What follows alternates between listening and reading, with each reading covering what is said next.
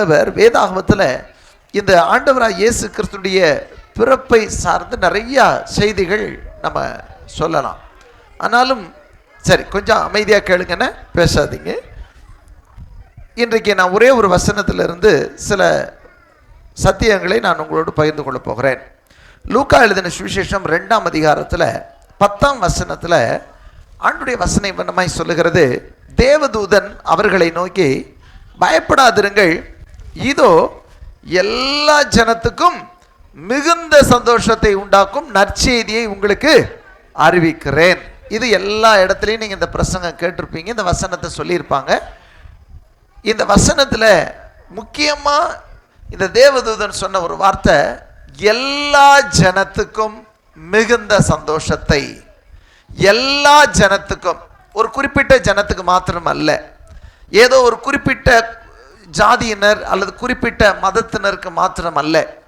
இங்கே சொல்லப்படுகிற நல்ல செய்தி எல்லா ஜனத்திற்கும், உலகத்தில் பிறந்த, உலகத்தில் பிறக்க போகிற, உலகத்தில் இருக்கிற எல்லா ஜனத்திற்கும் மிகுந்த சந்தோஷத்தை உண்டாக்குகிற நற்செய்தி. அப்போ என்ன அது? அப்படிப்பட்ட நல்ல சந்தோஷமான செய்தி என்ன? ஒரு வேளை இப்போ பாருங்களேன், நீங்கள் ஒரு பெரிய ஒரு பண எதிர்பார்ப்பில் இருக்கீங்க, உங்களுடைய தேவைகள் ஒரு 1,00,000 ரூபாய் தேவை அப்படின்னு இருக்கிறீங்க. அந்த நேரத்தில் திடீரென்று ஒருத்தர் 1 கோடி ரூபாய் உங்ககிட்ட கொண்டு வந்து கொடுத்தா எப்படி இருக்கும்? எல்லாரும் பார்த்தா அப்படியே சிரிப்பாக தெரியுது. பொதுவாக ஒரு 1,00,000 ரூபாய் தேவையில் இருக்கும்போது 1 கோடி ரூபாயை ஒருத்தர் கொண்டு வந்து கொடுத்தா அது எவ்வளோ பெரிய சந்தோஷம், அது மிகுந்த சந்தோஷம்.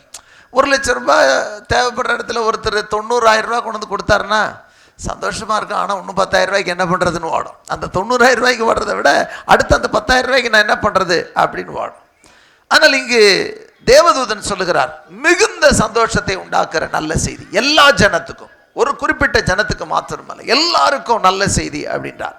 அப்படி என்ன செய்தி ஒரு மனுஷனுக்கு, எல்லா மனுஷனுக்கும் சந்தோஷத்தை கொண்டு வர செய்தி அப்படின்னு கேட்டால், எல்லா மனுஷனுக்கும் சந்தோஷத்தை உண்டாக்குகிற நற்செய்தி, சந்தோஷத்தை உண்டாக்குற நற்செய்தி. அப்போ இது ஒரு மனிதனுடைய வாழ்க்கையில சந்தோஷத்தை உண்டாக்க போகிற ஒன்று அப்படின்றது அதனுடைய அர்த்தம். தேவதூதன் சொன்ன விஷயம், எல்லா மனுஷனுக்கும் இந்த விஷயம் சந்தோஷத்தை கொண்டு வருகிற காரியம்.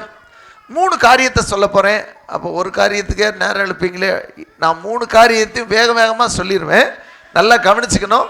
இது நீங்க கேட்டது மாத்திரமல்ல, இந்த சந்தோஷத்தை மற்றவங்களுக்கு சொல்லணும். ஆமென், அல்லேலூயா. நான் முடிச்ச இடையில கேட்பேன், என்ன காரியத்துக்கு என்ன சந்தோஷத்தை கொண்டு வரும். முதல் காரியம் கவனிச்சுக்கங்க, இந்த உலகத்தில் சங்கீதக்காரன் தாவீது என்ற ஒரு ராஜா இருந்தார். அந்த ராஜா சொல்லுவார், அவர் தான் பாவத்தை செஞ்சதுக்கு அப்புறம் அவருடைய வாழ்க்கையில் சந்தோஷத்தை இழந்து போயிருப்பார். அப்பொழுது ஒரு ஜெபம் பண்ணுவார். அவர் செய்த பாவத்தை சுட்டி காண்பித்த பின்பு அந்த தாவீது ஆண்டவர்கிட்ட கேட்பார், ஆண்டவரே, இரட்சண்யத்தின் சந்தோஷத்தை திரும்பவும் எனக்கு தந்து உற்சாகமான ஆவி என்னை தாங்கும்படி செய்யும் அப்படின்னு கேட்பார்.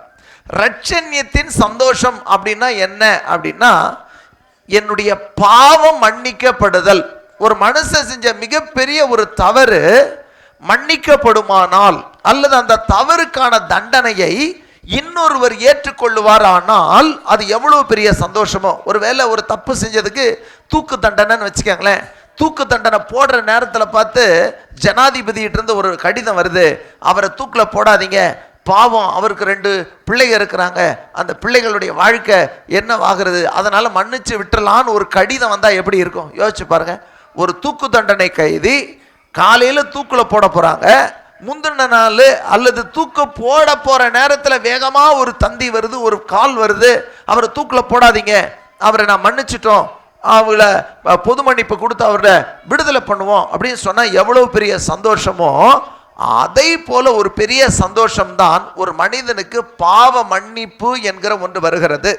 இந்த உலகத்தில் நீங்கள் எதை வாங்கினாலும் அதற்கு பின்னாடி ஒரு துக்கம் இருக்கும், அதுக்கு பின்னாடி ஒரு கஷ்டம் இருக்கும். பாருங்க, ஒரு நிலத்தை வாங்கினா அந்த நிலத்தில் பார்த்தீங்கன்னு சொன்னால், ஒன்று கொஞ்சம் உள்ளே போய் வாங்கிட்டோன்னு சொன்னால் வழி பிரச்சனை, அதுக்கப்புறம் பக்கத்தில் எல்லை போடுற கல் போடுறதுல பிரச்சனை, 1 அடி தள்ளி போட்டுட்ட 1 அடி உள்ளே போட்டுட்ட பிரச்சனை, அதுக்கப்புறம் நீ எப்படி வாங்கின பிரச்சனை, இப்படி நமக்கு இந்த உலகத்தில் ஒரு இடத்த வாங்கினா சந்தோஷம்தான், ஆனால் அதுக்கு பின்னாடி இன்னொரு பக்கம் பிரச்சனையும் இருக்கிறது. ஒரு கார் வாங்கினா அந்த கார் வாங்கும்போது சந்தோஷமாக இருக்குது, அது போகிற வழியில் பஞ்சராக போச்சுன்னா பெரிய தொல்லையாக இருக்குது. அந்த காருக்கு 4 மிதி, இந்த காரில் வந்ததுனால தான்டா போச்சு அப்படின்னு சொல்லி காருக்கு 4 மிதி போடுவோம். ஏன்னா கார் வாங்கும்போது சந்தோஷம், காரில் பஞ்சர் ஆகும்போது சந்தோஷம் போயிடுது. ஆனால் இந்த சந்தோஷம் எல்லாம் ஒரு மிகுந்த சந்தோஷம் என்று சொல்ல முடியாது. எது மிகுந்த சந்தோஷம் அப்படின்னு சொன்னா, ஒரு மனிதனுடைய வாழ்க்கையில அவன் பெற்றுக்கொள்ளுகிற பாவ மன்னிப்பு. ஆகவே இயேசுவின் மூலமாக தான் இந்த பாவ மன்னிப்பு நமக்கு வருகிறது. அப்ப இயேசு நம்முடைய பாவங்களை போக்குவதற்காக இந்த உலகத்துக்குள் மனிதனாக பிறந்தார். இயேசு என்ற பெயருக்கு அர்த்தம் வேதம் சொல்லுகிறது, மத்தேயு 1:21 சொல்லுகிறது, அவருக்கு இயேசு என்று பெயரிடுவாயாக, ஏனெனில் அவர் தமது ஜனங்களின் பாவங்களை நீக்கி ரட்சிக்கிறவர், பாவத்தை போக்குகிறவர், பாவத்தை நீக்குகிறவர் என்ற அர்த்தம். ஆகவே ஒரு மனிதனுடைய வாழ்க்கையில பாவ மன்னிப்பு வரும்னா அதுதான் இருக்கிறதுலே உலகத்திலே மிகப்பெரிய ஒரு சந்தோஷம். அல்லேலூயா. நீங்க செய்த தப்புக்கு உங்களை மன்னிச்சு விட்டாங்கன்னு வைங்களேன், அது எப்படி இருக்கும்? நம்ம ஸ்கூல்ல படிக்கும்போது பாருங்க, நம்ம ஹோம்ஒர்க் எழுதாமல் போயிட்டோம்னா, நாங்கள் படிக்கும் போதெல்லாம் டீச்சர் வச்சு வெளுத்து எடுத்துருவாங்க. ஆனால் இப்போ தான் அடிக்க முடியல, ஆனால் அப்போ அடி பிரித்து எடுத்துருவாங்க. அப்போ போகிற நேரத்தில் நம்மளை பார்த்து சரி சரி பரவாயில்ல, இந்த ஒரு தடவை நாளைக்கு எழுதிட்டு வந்துடணும் அப்படின்னு விட்டுட்டாங்கன்னா அந்த சந்தோஷம் கடைசி பீரியட் வரை இருக்கும். அப்பாடி தப்புச்சண்டாடா அப்படின்ற மாதிரி. அப்போ இன்றைக்கு நம்முடைய வாழ்க்கையில் பாவ மன்னிப்பு, இந்த பாவ மன்னிப்பை யாரெல்லாம் பெற்றுக்கொள்கிறாங்களோ அவங்களுக்குள்ள ஒரு பெரிய சந்தோஷம் இருக்கும். அந்த சந்தோஷத்தை கொடுக்கிறவர் இந்த இயேசு. இந்த உலகத்தில் வேறு ஒருவராலும் பாவ மன்னிப்பு கிடைக்காது. இந்த உலகத்தில் வேற எவ்விதத்திலும் பாவ மன்னிப்பு கிடைக்காது. இந்த உலகத்தில் பரிகாரம் செய்கிறார்கள், பாவத்தை போக்குவதற்காக பல பரிகாரங்களை செய்கிறார்கள். ஆனால் அந்த பரிகாரம் எல்லாம் பாவத்தை போக்குச்சா? இல்லை. பழைய ஏற்பாட்டில் மாடு வெட்டுறாங்க, ஆட்டை வெட்டுறாங்க, அதோட ரத்தத்தை சிந்துறாங்க, அது பாவத்தை போக்குச்சா? அது பாவத்தை போக்கலை. ஆனால் ஒரு மனிதனுடைய பாவம் போக்கப்பட வேண்டும் என்று சொன்னால் இயேசுனுடைய ரத்தம் சிந்தப்பட வேண்டும். ஆகவே இயேசு பாவம் இல்லாதவருடைய ரத்தம் தான் ஒரு மனிதனுடைய பாவத்தை போக்கும். ஆகவே இயேசு இந்த உலகத்தில் பிறந்ததே பாவத்தை போக்குவதற்காகவே பிறந்தார். அதுதான் மிகுந்த சந்தோஷம். ஒரு மனிதனுடைய வாழ்க்கையில பாவ மன்னிப்பு, பாவ விமோச்சனம், அல்லது அதாவது அவன் செய்த தவறுக்கு தண்டனைக்கு பதிலாக அவனுக்கு மன்னிப்பு என்கிற ஒன்றை பெற்றுக் கொடுப்பதற்காகவே இயேசு பரலோகத்திலிருந்து பூமியிலே மனிதனாக பிறந்தார். அதனாலதான் தேவதூதன் சொன்னார், அது மிகுந்த சந்தோஷத்தை உண்டாக்குற நல்ல செய்தி. மிகுந்த சந்தோஷம் என்றால் ஒரு மனிதனுடைய வாழ்க்கையில பாவ மன்னிப்பை பெற்றுக்கொள்ளுகிற சந்தோஷத்தை விட பெரிய சந்தோஷம் எதுவுமே கிடையாது. இந்த உலகத்தில் நீங்கள் எதை வாங்கியிருந்தாலும் அவைகள் எல்லாவற்றை காட்டிலும் பெரிய சந்தோஷம் ஒரு மனிதனுக்கு பாவ மன்னிப்பின் சந்தோஷம். இந்த பாவ மன்னிப்பு எப்போ கிடைக்குது அப்படின்னா, இயேசுவே என் பாவங்களை நீர் சிலுவையிலே சுமந்து கொண்டீர் என்று நம்பும் போது, இயேசுவே என் பாவங்களை எனக்கு மன்னியும் என்று சொல்லும் போது, ஒரு மனிதனுடைய வாழ்க்கையிலே அவன் செய்த எப்பேற்பட்ட பாவங்களையும் அவர் மன்னிக்கிறவராக இருக்கிறார்.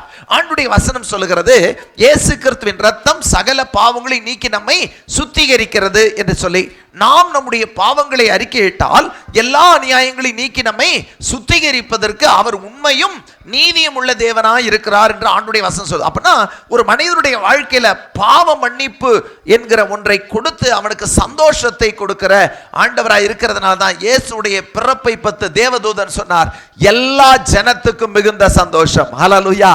எல்லா ஜனத்துக்கும் மிகுந்த சந்தோஷத்தை உண்டாக்குகிற நல்ல செய்தி என்னவென்று கேட்டீர்களானால், ஒரு மனிதனுடைய பாவம் மன்னிக்கப்படும். இன்னைக்கும் ஒருவேளை நான் செஞ்ச பாவத்துக்கு பரிகாரமே கிடையாதா அப்படின்னு நீங்க இன்னைக்கு யாராவது இங்க உட்கார்ந்துருந்தீங்கன்னா, உங்களுக்கு ஒரு பரிகாரம் இருக்கிறது. இயேசு உங்களுக்காக பரிகாரியாக இந்த உலகத்துக்குள் மனிதனாக பிறந்தார். உங்கள் பாவத்தை போக்குவதற்காகவே பிறந்தார். இயேசுடைய பிறப்பு மனிதனுக்காக மரித்து பாவத்தை போக்குவதற்காகவே பிறந்ததுதான் இயேசு. ஹல்லேலூயா. கர்த்தர் நல்லவர். எத்தனை பேருக்கு புரியுது? இயேசு எதுக்கு பிறந்தாரு? சத்தமா சொல்லுங்க. யார் பாவத்தை?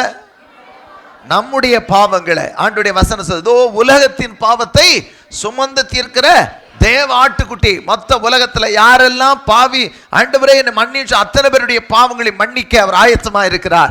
அதுதான் மிகுந்த சந்தோஷம். நீங்க செய்த தவறை மன்னிக்கிற ஒரு தெய்வம், உங்களை மன்னித்து உங்களை பரிசுத்தமாக்கி உங்களை தகுதிப்படுத்துகிற ஒரு தெய்வம் முதல் காரியம். ரெண்டாவது சந்தோஷம் என்ன அப்படின்னு கேட்டீங்கன்னா, பைபிளில் ஆண்டுடைய வசனம் சொல்லுகிறது, ரோமருக்கு எழுதின நிருபத்தில் இப்படி ஒரு வார்த்தை சொல்லப்பட்டிருக்கிறது, தேவனுடைய ராஜ்யம் புசிப்பும் குடிப்பும் அல்ல, அது அது நீதியும் சமாதானமும் பரிசுத்த ஆவியினால் உண்டாயிருக்கிற சந்தோஷமுமாயிருக்கிறது அப்படின்னு சொல்லி போட்டிருக்கோம். அப்படின்னா என்ன அப்படின்னு கேட்டா, அண்ட சராசரத்தையும் படைத்த தேவாதி தேவன் ஒரு மனிதனுக்குள் வாசம் பண்ணுகிறதுனால வருகிற சந்தோஷம்.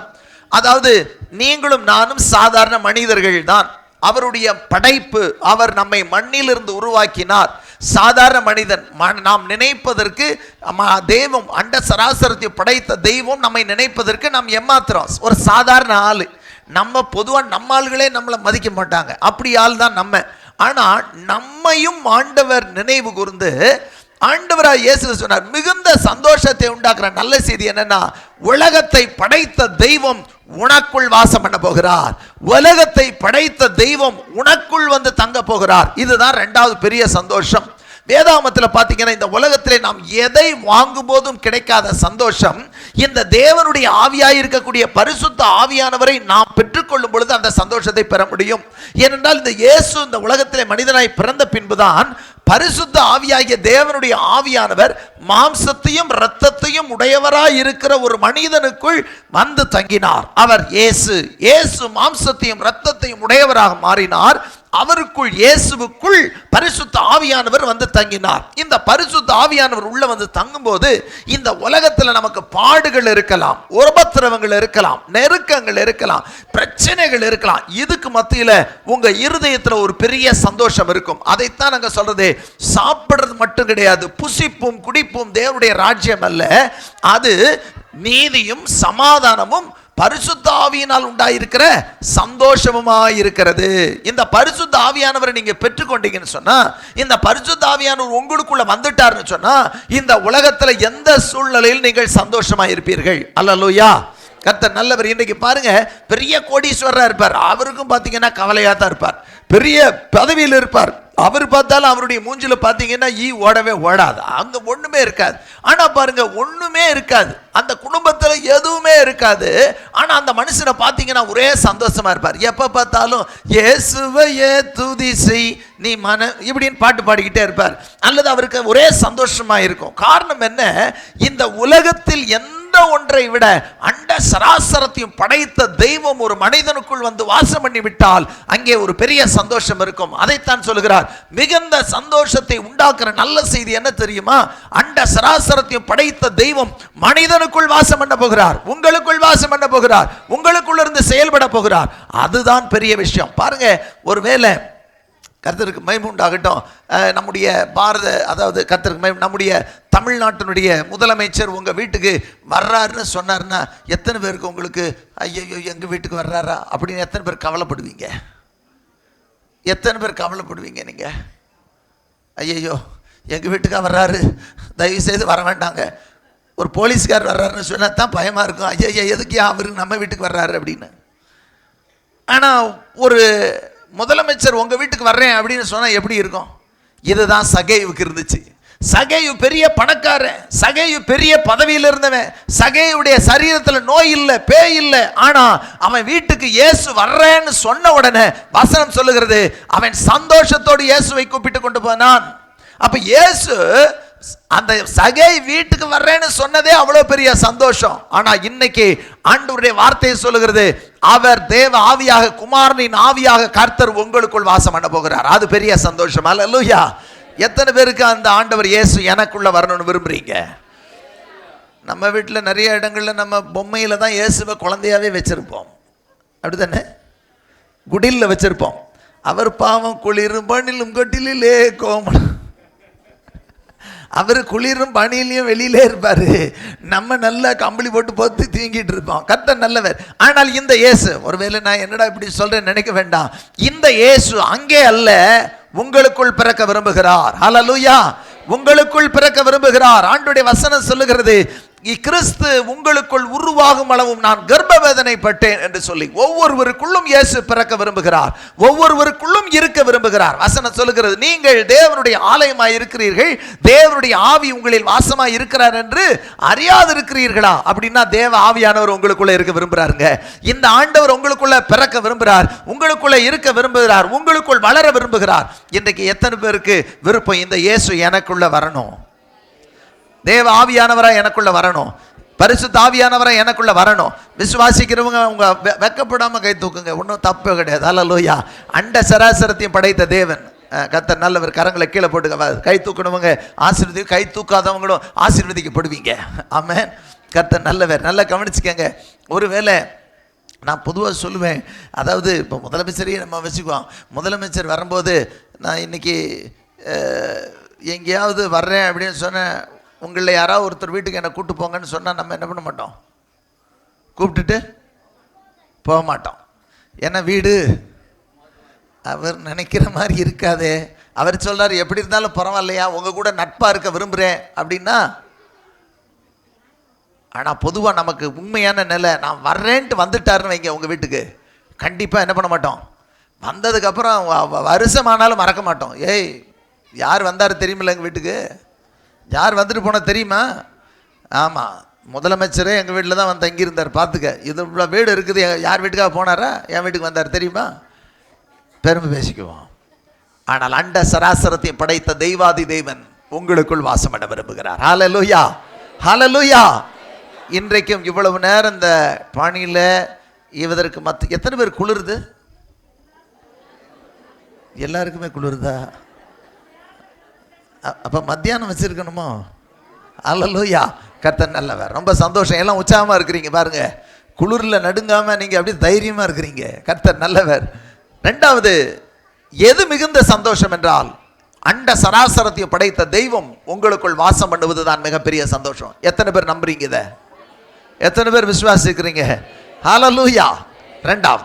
மூணாவது காரியம் என்ன சந்தோஷம்னு சொன்னால், மத்தேயு எழுதின சுவிசேஷத்தில் 25ஆம் அதிகாரத்தில் ஒரு சம்பவம் பட்டிருக்கோம். அங்கே ஆண்டவராகிய இயேசு கிறிஸ்து ஒரு காரியத்தை சொல்வார். ஒவ்வொருத்தருட்டுக்கு ஒவ்வொன்றை கொடுத்துட்டு போயிருப்பார்.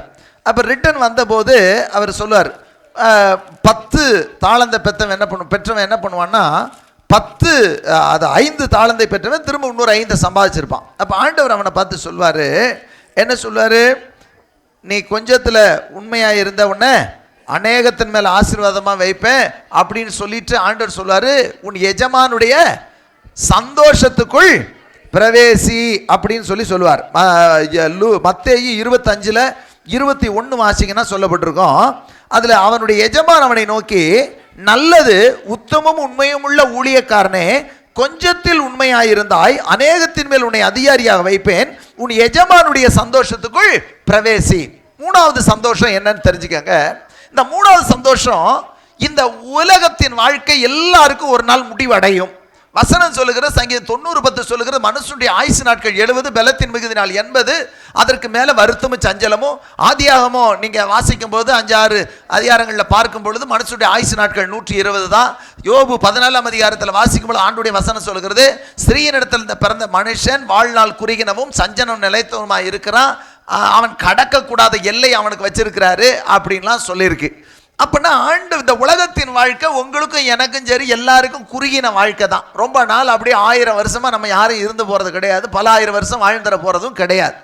கர்த்தருக்கு மகிமை உண்டாகட்டும். அப்படி இருக்கையில் இந்த உலகம் எப்படிப்பட்டது என்று சொன்னால் சஞ்சலம் நிறைந்தது. யோபினுடைய புஸ்தகத்தில் சொல்லப்பட்டிருக்கிறது, மனுஷன் இந்த பூமியில் இருக்கிற நாளெல்லாம் அவன் ஆத்மாவில் சஞ்சலம் இருக்கிறது என்று சொல்லப்பட்டிருக்கிறது. இந்த உலகத்தில் இருக்கிற நாட்களில் எல்லா மனிதனுக்கும் துக்கம் வருகிறது. பவுல் ரட்சிக்கப்பட்டு ஊழியம் செஞ்சுட்டு இருக்காரு. அப்ப சொல்றாரு, தன்னுடைய உண்மையும் உத்தமமான ஊழியக்காரனாகிய தீமோத்தேயுவுக்கு அங்கே மரண ஒரு வியாதி வந்த உடனே சொல்றாரு, துக்கத்தின் மேல் துக்கம் எனக்கு வராதபடிக்கு ஆண்டவர் என்ன பண்ணாரு, காத்தார் அப்படின்னு. அப்ப அவரும் துக்கப்பட்டு இருக்கிறாரு சொல்லி. ஆனால் ஒரே ஒரு இடத்துக்கு தான் சந்தோஷம் நிறைந்த இடம். வசனம் சொல்லுகிறது, ஏசாயா 35:10 வாட்சி பார்த்தீங்கன்னா ஆண்டவருடைய வசனம் இப்படி சொல்லி இருக்கிறது, கர்த்தரால் மீட்கப்பட்டவர்கள் ஆனந்த களிப்புடன் பாடி சீயோனுக்கு வருவார்கள், நித்திய மகிழ்ச்சி அவர்கள் தலையின் மேல் இருக்கும், சஞ்சலமும் தவிப்பும் ஓடி போகும், சந்தோஷம் மகிழ்ச்சியும் அடைவார்கள் என்று சொல்லி யோவான் 16:20 சொல்லப்படுகிற உன் துக்கம் சந்தோஷமாய் மாறும். வாழ்க்கையிலே துக்கம் இருக்கிறது, ஆனால் இந்த உலகத்தின் வாழ்க்கை முடிந்த பின்னாடி ஒரு பெரிய வாழ்க்கை, அந்த வாழ்க்கைக்கு பேரே சந்தோஷம். அதனால தான் சொன்னாரு, உண்மை முத்துவமான ஊழியக்காரனே உன் சந்தோஷத்துக்குள் பிரவேசி. இந்த பரலோகத்துக்குள்ள யாருமே போக முடியாது. வசனம் சொல்லுகிறது, பரலோகத்திலிருந்து இறங்கின உன் பரலோகத்துக்கு ஏறினவா இயேசுவை அன்றி ஒருவரும் கிடையாது அப்படின்னு சொல்லி. இறங்கினவர் அவர் தான், பரலோகத்துக்கு ஏறினவர் அவர் தான். அவர் இல்லாம யாரும் பரலோகத்துக்குள்ள போக முடியாது. ஆகவே தான் இயேசு சொன்னார், யோவான் 14:6 சொன்னார், நானே வழியும் சத்தியமும் ஜீவனுமாய் இருக்கிறேன் அப்படின்னார். நான் தான் வழி. அதை கண்டினியூ பண்றாரு, என்னை அல்லாமல் ஒருவனும் பிதாவினிடத்தில் வரான். அப்படின்னா பிதா எங்க இருக்கார்? பரலோகத்தில். அந்த பரலோகத்துக்குள்ள ஒரு மனுஷன் போகணும்னா இயேசு இல்லாமல் போக முடியாது. ஆகவே இதுவரை பரலோகத்துக்கு போகிற வழி இல்லாமல் இருந்தது, பரலோகத்தினுடைய கதவு பூட்டப்பட்டு இருந்தது, பரலோகத்துக்கு சாவி இல்லாமல் இருந்தது. ஆனால் இயேசு இந்த உலகத்திலே மனிதனாக பிறந்த பின்பு ஆண்டவருடைய வசனம் சொல்கிறது, பரலோகத்துக்குரிய திறவுகோலை உனக்கு தருவேன் அப்படின்னு சொல்லி ஆண்டவர் பேதுருகிட்ட சொன்னார். ஹல்லேலூயா. பரலோகத்தினுடைய திறவுகோல் யார் தெரியுமா? இந்த இயேசு தான். இயேசு என்கிற நாமம் உங்களை பரலோகத்துக்குள்ளே கொண்டு போய் சேர்க்கும். ஆகவே தான் தேவதூதன் சொன்னார், இருக்கிறதுல பெரிய சந்தோஷம் அந்த சொர்க்கத்துக்கு போகிறது, அந்த பரலோகத்துக்கு போகிறது, அந்த மோட்சத்துக்கு போகிறது. அந்த மோட்சத்துக்கு போகக்கூடிய நல்ல வழி இப்பொழுது வந்துவிட்டது. இயேசு என்கிறவர் ஒருவர் பிறந்து விட்டார். இவர் மூலமா இதுவரை மனிதன் பாதாளத்துக்குள் தான் இறங்கி கொண்டிருந்தான். இந்த பாதாளத்துக்குள் இறங்குகிற மனிதனுக்கு பரலோகத்துக்கு போகிற ஒரு வழி வந்து விட்டது. ஆகவே அது போல ஒரு பெரிய சந்தோஷம் கிடையாது. ஹல்லேலூயா. நல்ல கவனிங்க, பசியே இல்லாம தாகமே இல்லாம நல்ல எப்பயுமே ஏசி மாதிரி குளுகுளுன்னு இருந்து வெயில் குஷ்டம் படாம எந்த வேலையும் செய்யாம எப்பொழுதும் ஜாலியா இருக்கிற மாதிரி இடம் இருந்தா சொல்லுங்களேன், சூப்பராக தான் இருக்கும். அதுவும் ஆளுக செஞ்சுக்கிட்டு அப்படின்னு அப்படி ஆளுக செஞ்சுக்கிட்டே இருந்தா நல்லா தான் இருக்கும். வசனம் சொல்லுகிறது, அந்த பரலோகத்துக்குள்ள கொண்டு போய் சேர்க்கிற அந்த சந்தோஷமான செய்தி. ஹல்லேலூயா. அந்த பரலோகம் தாங்க மிக சந்தோஷமான. இந்த உலகத்துல எவ்வளவு பெரிய கோடீஸ்வரனா இருந்தாலும் அவனுக்கு துக்கம் உண்டு.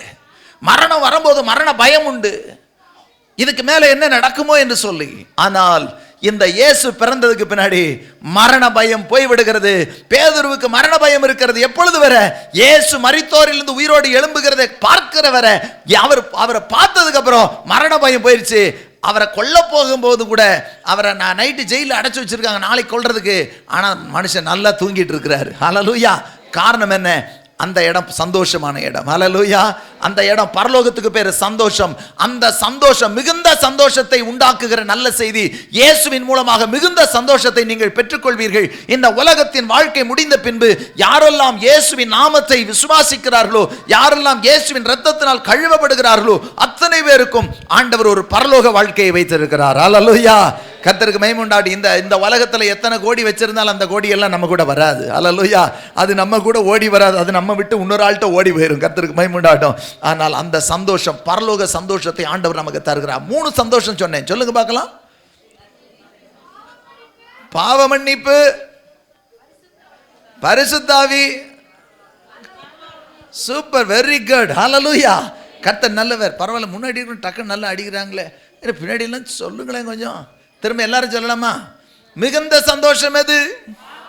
பாவ மன்னிப்பு என்பது மிகுந்த சந்தோஷம். 2வது பரிசுத்த ஆவியானுடைய நிறைவு. 3வது சந்தோஷம் பரலோக சந்தோஷம், பரலோக வாழ்க்கை. இந்த உலகத்தின் வாழ்க்கை முடிந்த பின்னாடி போகிற வாழ்க்கை பரலோக வாழ்க்கை. இதுதான் மிகுந்த சந்தோஷத்தை உண்டாக்குகிற நற்செய்தி. இவர் மூலமாக அந்த மிகுந்த சந்தோஷம் வருகிறது. ஆகவே அந்த தூதன் அப்படி சொன்னார். இந்த மிகுந்த சந்தோஷத்தை பெற்றுக்கொள்ள நீங்களும் நானும் பாத்திரரா இருக்கிறோம். ஆண்டவருடைய சமூகத்தில் ஜெபிக்க போவார். அப்படி இருக்கிற இடத்துல எழுந்து நின்று ஆண்டவர் நோக்கி பார்க்கலாம். ஹல்லேலூயா. Thank you Jesus. இன்றைக்கு உன்னை நீ விட்டு கொடுப்பாயானா, ஆண்டவரே எனக்குள் வாரும் என்று சொல்லுங்க. பரிசுத்த ஆவியாக உனக்குள் வருவா. உனக்குள் வாசம் பண்ண விரும்புகிற தேவனவர், அவர் உனக்குள் இருக்க விரும்புகிற தேவனவர். இன்றைக்கு ஆண்டவரிடத்தில் உண்மையாக ஆண்டவரே எனக்குள் வாரும், எனக்குள் வாசம் பண்ணும் என்று சொல். ஆண்டவர் உன்னோடு கூட வருவா, உனக்குள் வாசம் பண்ணுவா. இந்த இயேசுவா வீட்டுக்குள்ள வரும்போதே ஒரு சமாதானம், இந்த இயேசுவா கூட வரும்போதே ஒரு சந்தோஷம். இந்த இயேசு உனக்குள் வரும்போது மிகுந்த சந்தோஷத்தை நீ பெறுவா, மிகுந்த சந்தோஷத்தை நீ அனுபவிப்பா.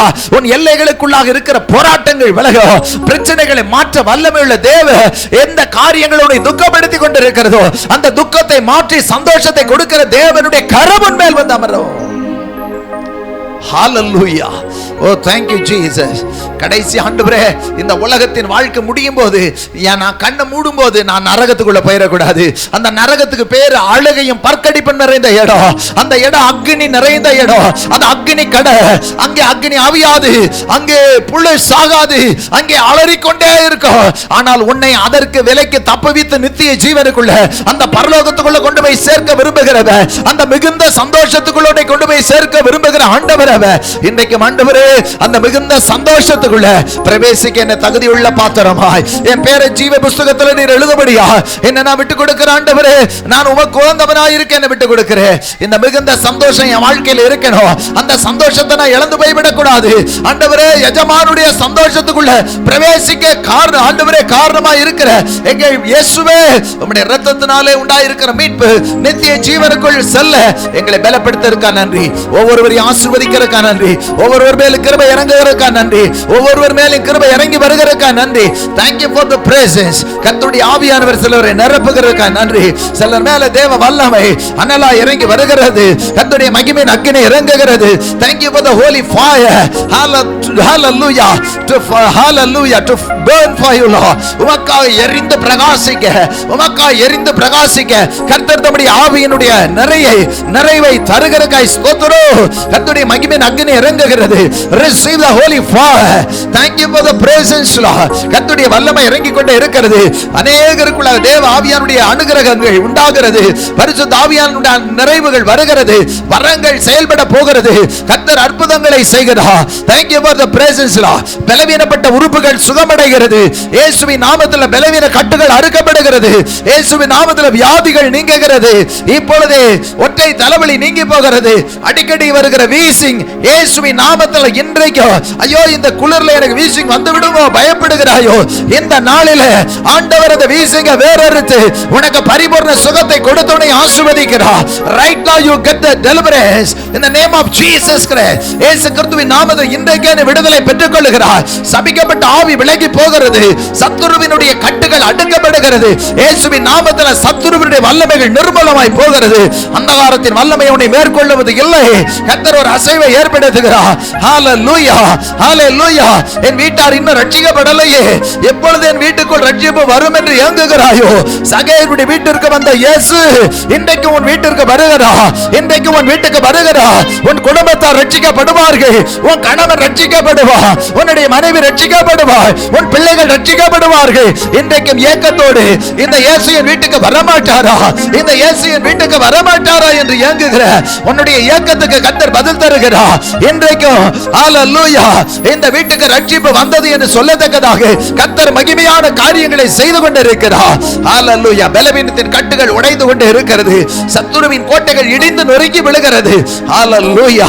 உனக்கு விரோதமாய் உருவாக்கப்பட்டிருந்த ஆயுதங்கள் வாய்க்காமல் போகிறது. பல முறை பல மரண கண்ணிகளை வைத்தோ அவர்கள் ஜெயம் கொள்ளாததனால கர்த்தர் உன் மேல் பிரியமாயிருக்கிறார். கர்த்தர் உன் மேல் பிரியமாயிருக்கிறார். சத்துருவின் இஷ்டத்துக்கு அவர் உன்னை ஒப்புக் கொடுக்கவில்லை. சத்துருவின் இஷ்டத்துக்கு அவர் உன்னை ஒப்புக் கொடுக்கவில்லை. கர்த்தருடைய கரம் நன்மைக்கு எதுவாய் அமர்கிறது. Thank you for the glorious presence Lord. நன்றி ஆண்டவரே, உமக்கு நன்றி சொல்லுகிறோம். உமக்கு நன்றி சொல்லுகிறோம். மகிமையான காரியங்களை கர்த்தர் செய்கிறதற்காக நன்றி. இம்மட்டும் நடத்துனீ, இனிமேலும் நடத்துவி. உமக்கு நன்றி நன்றி நன்றி நன்றி. நன்றி நிறைந்த உள்ளத்தோடு துதிக்கிறோம், ஸ்தோத்தரிக்கிறோம் ஆண்டவரே. எல்லா ஜனத்துக்கும் மிகுந்த சந்தோஷத்தை உண்டாக்குற நற்செய்தியை உங்களுக்கு அறிவிக்கிறேன்னு சொல்லி இயேசுடைய பிறப்பை பற்றி சொன்னா அந்த நல்ல செய்தி ஆண்டவரே எல்லா ஜனத்துக்கும் மிகுந்த சந்தோஷம், மிகுந்த சந்தோஷத்தை உண்டாக்குகிற காரியங்களை எங்களுக்கு சொல்லிக் கொடுத்ததுக்காக நன்றி. ஒவ்வொருவருக்கும் கிருபை உண்டாகிறதுக்காக ஸ்தோத்திரம். ஆசீர்வதிக்கிறதுக்காக நன்றி. பெரியவர் பெரிய காரியங்களை செய்கிறதுக்காக நன்றி. காத்துக்கொள்ளும், மேன்மைப்படுத்தும், கனப்படுத்தும். இம்மட்டும் நடத்தினீர், இனிமேலும் நடத்துகிறதுக்காக நன்றி. ஆசீர்வதிக்கிறதுக்காக நன்றி. அடிக்கடி வருகிற மருத்துவ செலவுக்கு கர்த்தர் இன்றைக்கு ஒரு முடிவை கொண்டு வருகிறார். இனி நீ வீணான செலவுகள் உன்னுடைய ஆகிறதில்லை. உன் உழைப்பு விருதாவா இருப்பதில்லை. துன்பம் உண்டாக பிள்ளை பெறுவதும் இல்லை என்று சொன்னா உன் பிள்ளை நிமித்தம் இனி உனக்கு துன்பம் உண்டாவதில்லை. கர்த்தர் அதிசயங்களை செய்கிறார். கர்த்தர் அதிசயங்களை செய்கிறதுக்காக நன்றி. ஆசீர்வதி, காத்துக்குள் நாமத்தை மகிமைப்படுத்தும். ஆண்டவரே வருகிற கிறிஸ்துமஸ் பண்டிகையில உடைய பிள்ளைகள் அநேகரை உமக்குள்ள ஆதாயப்படுத்த ஆண்டவரே சந்தோஷத்தோடு கொண்டாட, பரலோகத்தோடு கூட சந்தோஷப்பட கர்த்தர் உதவி செய்யும். அப்படி செய்கிறதுக்காக நன்றி. இயேசு கிறிஸ்துவின் நாமத்தினால் வேண்டிக் கொள்கிறோம் நல்ல பிதாவே. ஆமென் ஆமென் ஆமென். கர்த்தர் நல்லவர்.